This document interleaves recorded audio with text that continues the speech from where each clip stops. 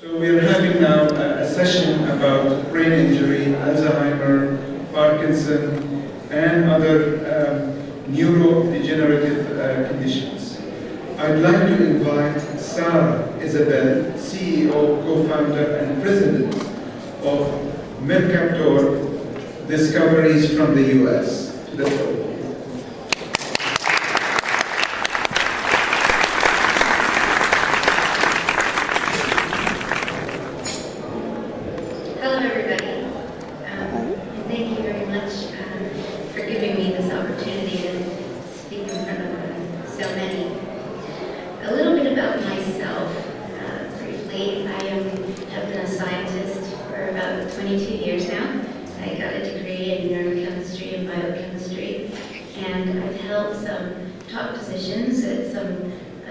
well-known pharmaceuticals that you may have heard of. And most recently, back in 2006, I helped start up a company called Raptor Pharmaceuticals. And I was employee number 4, and that company went about 11 years. And during that time, I was able to get a lot of hands-on experience in executive management. But my heart and passion, of course, was with the science. So throughout this company growing into a commercial company from scratch, we ended up getting a drug out on the market. It was a $130 million product. And while all that was going, we continued to do our research. And I said we discovered something, and I mean that literally by the word discover. We didn't invent something. We didn't set out to try and find something or to cure anything.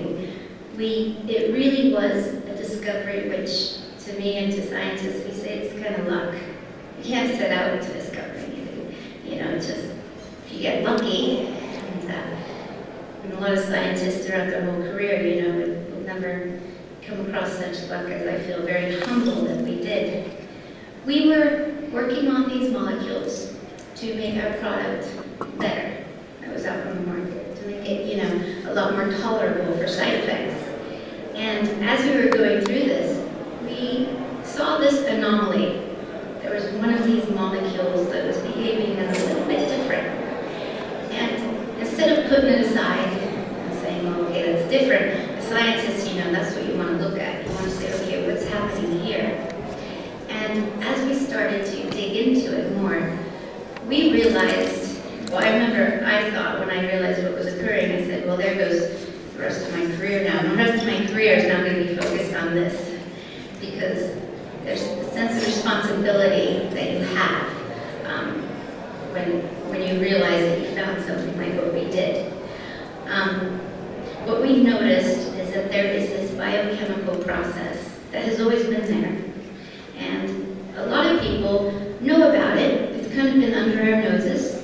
It's the biochemistry of thiols, sulfurs, has been known. How neurodegeneration is affected by its progression is known.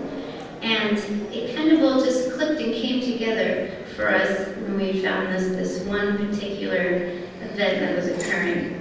And quite simply, what we can do is we can now make it possible to generate the therapeutic that will help treat the progression of Alzheimer's, Parkinson's, brain injury like TBI, generate it right at the site of the disease. It's as if the disease itself is going to produce this therapeutic.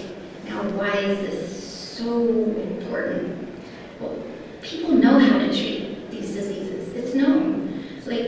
Progression is a fundamental part of all the neurodegenerative and brain injuries, regardless of where it comes from part of your brain, or the learning memory part, or what protein is, aggregating, the amyloids, the tau.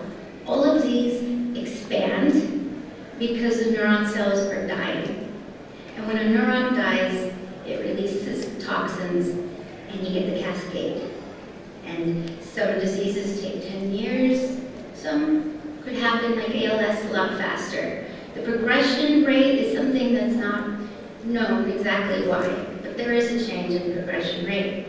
Well, it's been known that if you could quiet those neurons, the neurons that are right around that injured area, that diseased tissue in the brain, if you could have the neurons around it not sense that toxins that are being produced by the damaged tissue, you could actually isolate that injury. So progression, instead of, maybe going out 3 or 5 years in a particular disease, we're looking at maybe 30, 40 years.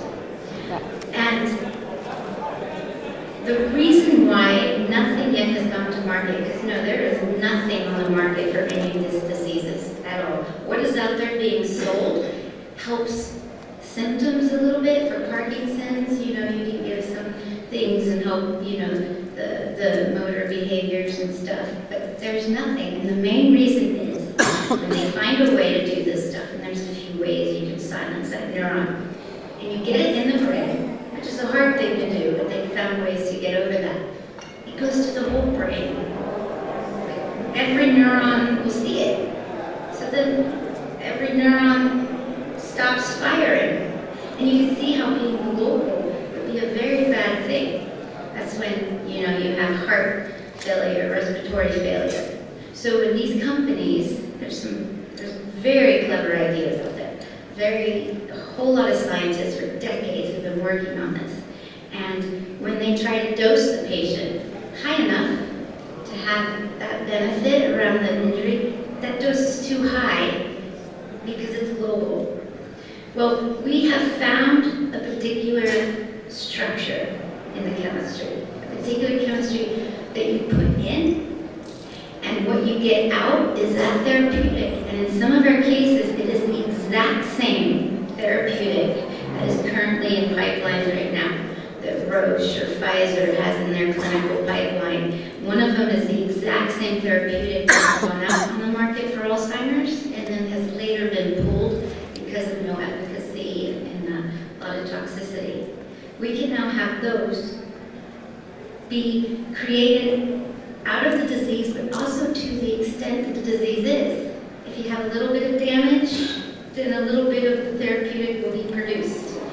And if you have a lot, then a lot more will be produced. So you can see this is now a dose metering sort of therapeutic. And the way this would work is people say, well, would you take it before, would you take it after? But the idea is you would have this on board. Say you're in a contact sport or your predisposition for a certain neurological disease. You would start taking these before you have symptoms. Through contact sports, you start taking these, before you go out in the field. And when that disease occurs, or you get that disruption of the brain tissue, that's when what we call captons will now engage that disease, and the therapeutic will actually be created right there. Now, if you're diagnosed with, say, ALS or Alzheimer's, you would start taking the treatment there, and the idea is it would slow down that progression, if not halt the progression. So we saw this, and we're like, okay, it's too good to be true. What? Really? And our company was just then announced that it was going to be purchased. And 3 months before we were purchased by Horizon Pharma for almost $900 million, we had this discovery. So what we had to do was say, it's our responsibility to look into this and bring it to the world if it's true. So we started a new company, which we had already gone through Raptor Pharmaceutical, and the same team that founded Raptor Pharmaceutical founded Mercaptor. So it's the same team, the same lab. We're even in the same space, the same equipment. Nothing really changed. And we self-funded the seed round. $4 million for the past 2 years. We have funded experiments to test, is this true? And one thing that we do when we find something is we try to disprove it. So we started to experiment, say, what was this anomaly? What is it? And over these 2 years, we can now say we got proof that this is true. We have very positive proof that you can do this, this biochemistry using pathology, which is disease in the brain, and we actually found that therapeutic being generated with injury, which we use a seizure model because it induces that same sort of overexcitation of the neurons. It creates that same environment. And we ended up finding it. We did some animal studies, and what was generated, the site of injury, also prevented and protected in the seizure, which is what that therapeutic was hypothesized to do. So that's where we are now. And to just leave you with one little analogy, which is how I like to think of it. If you were to, have a pond and you drop a rock in it, and that rock, say, created a little damage site, say the Alzheimer's starting or TBI starting, you get those waves, ripple go out. Well, that's the progression. But if you have catons, which is our hypothesis, when we're uncovering, is it'd be like you're dropping that pebble in sand. It'll just drop there, make that little injury, but nothing would ripple out. So this has enormous, potential of what this could do. And I'm just like, thank you for letting me talk to you a bit about it.